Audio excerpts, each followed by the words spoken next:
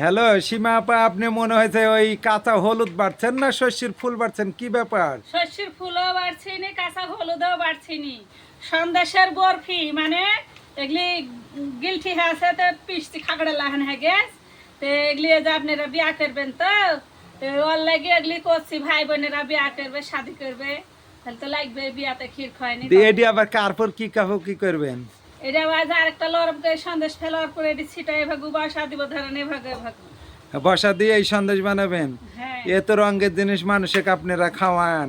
ওটি যে চয়েস। ও না হলে বউ মানাবে না, বউয়ে যেমন লাল পোশাক পছন্দ, হলুদ মাখাতে হয়, তো এই হ্যাঁ। সন্দেশের গুঁড়িটাও হচ্ছে এই যে হলুদ, দেখেন মনে হচ্ছে শস্যের ফুলের মতন একদম। শস্যের ফুলই তো। দেখে এই সন্দেশের নাম হলো বরফি, কেউ বলে রাবসাই বরফি। তারপরে দো পাশে আরেকটা দেখছি, এটি সাদা বরফি। এটা সাদা।